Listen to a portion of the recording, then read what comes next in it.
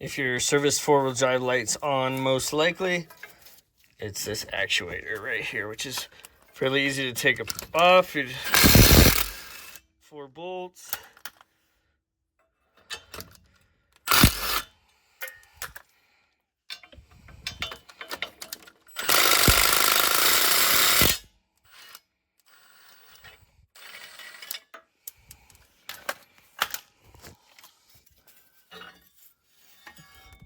Pull the cover off. Then you got to remove these bolts or nuts.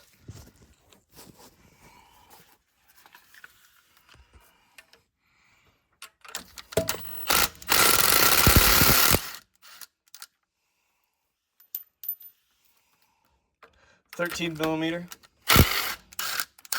deep socket. I appreciate when people tell me the sizes, so I don't have to go dig them up. Got a little bit of oil coming out. Looks like possibly some water contamination.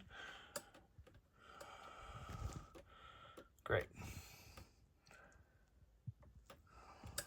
I jacked up this side of the truck a bunch on this side so that I could get to it easier and lose less fluid, hopefully, but looks like this fluid needs to be changed because it has water contamination. Maybe that is what caused this actuator to go out. We're gonna go ahead and plug it in and see if it works out of the vehicle, just to rule out, make sure that this was the issue. Also, we're gonna check these wires, make sure that there's power on 2 of them when you're shifting. It'll be one and then the other, I believe. And then one should have constant power and one should have constant ground, I believe. But it is hard to find wiring schematics online, so. Seems free. I don't know why they made these things out of like a complete plastic housing. I guess they did put the shield on there, but. Anyways, we're gonna pull this bad boy apart and see if we can figure out what's going on with it. All right, we got the key on. We're gonna see service folder. It moves. Or it made noise anyways. I really wish I had one more person here to kind of watch this, but I'm gonna look back at this video and see if it moves.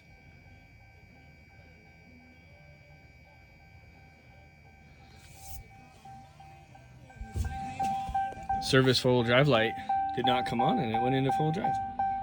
So it moved.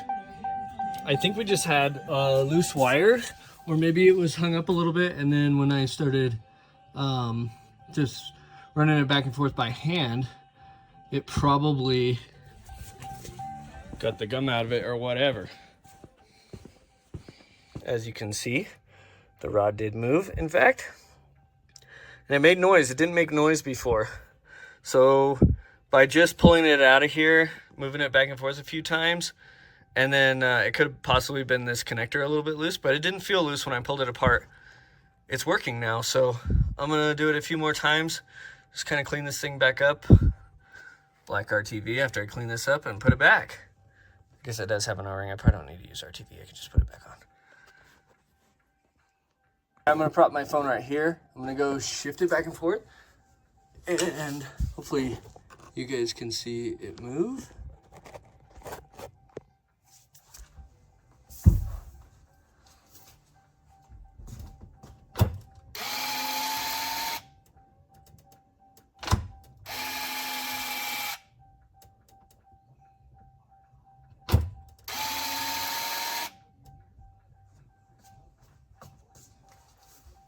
Looks like it's working perfectly. So I hope your fix is as easy as this one was. I've heard a lot of problems about these actuators going out though.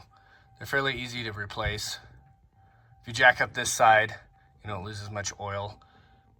Anyway, so how the four-wheel drive actuator works is when it goes in full drive, it slips that collar and locks those splines together. When it's in two-wheel drive, it's out here like this, so the splines are no longer locked to each other. Central axle disconnect, CAD unit. Yeah, so I'm just gonna vacuum the oil out of here just to get rid of all the oil that could possibly be contaminated with water, because it's looking a little gray.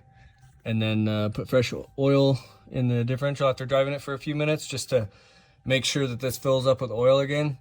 So what I'm going to do is just drop it down, put the CAD unit back in, drop it down, and then I'll make sure it's full of oil. I'll drive it around, put it in full drive, just kind of test drive it for 5 or 6 miles, and then I'll come back and top off the front differential with the oil. Okay, key on.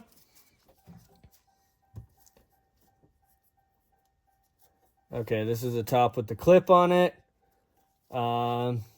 Red and blue wire. Key on.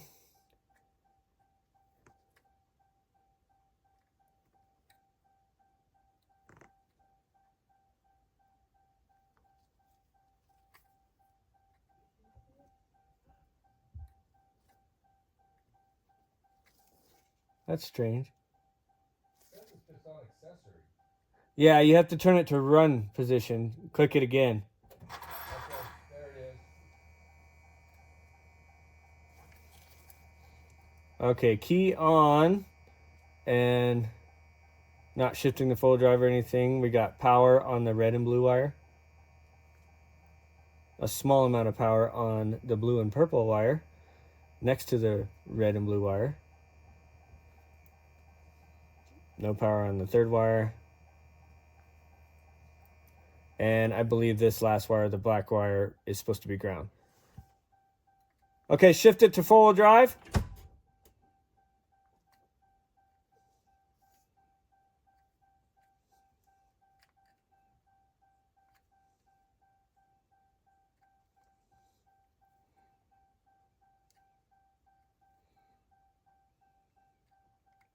Okay, shift it back to two-wheel drive.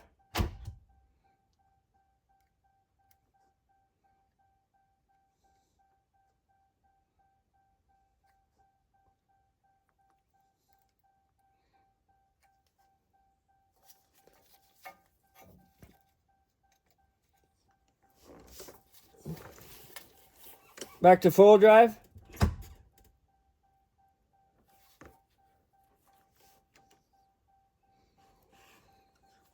Turn the key off. Key on.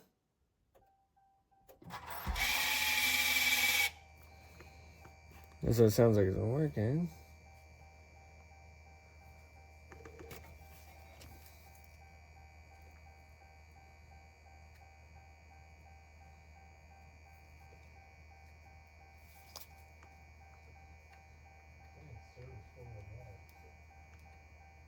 Yeah, because I unhooked it. Test it.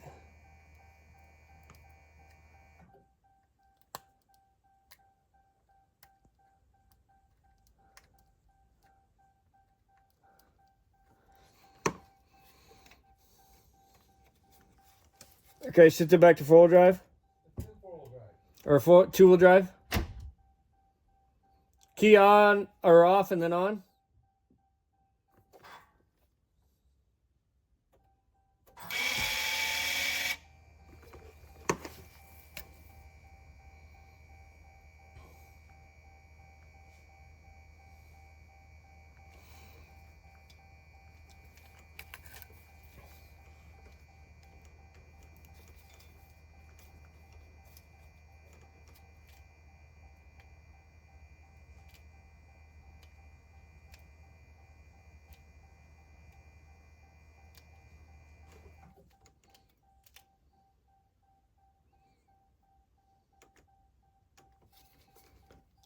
Okay, key off.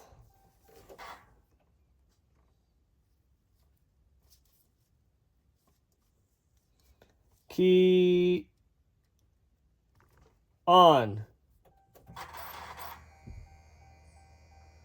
Two-wheel drive?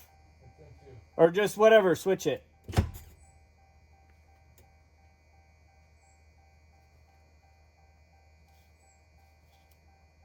Key off and then on.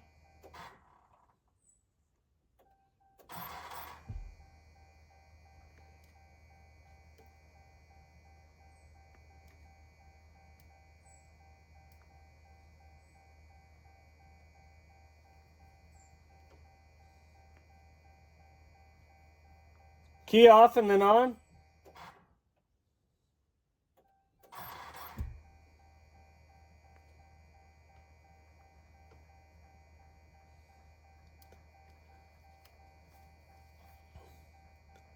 Okay, key, or switch the selector and then key off and key on.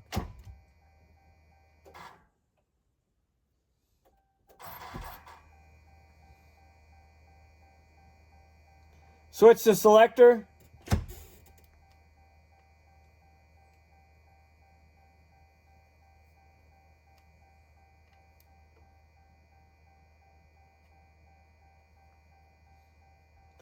Switch the selector.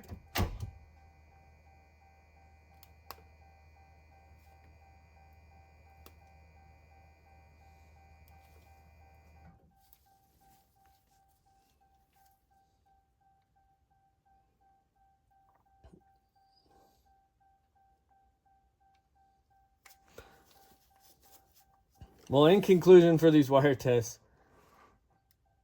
CAD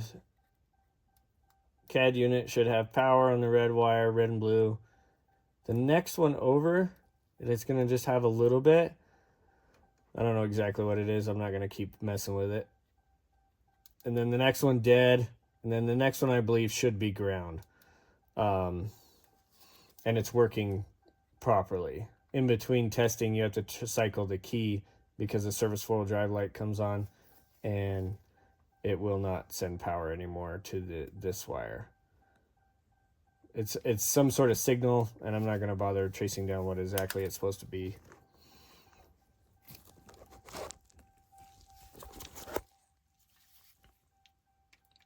But a working CAD unit sounds like this.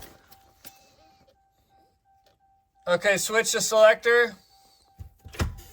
Turn the key on and off.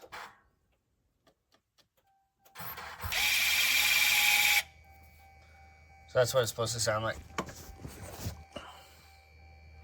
But you do have to cycle the key. If you have this unplugged or we're messing with it, you have to cycle the key in between.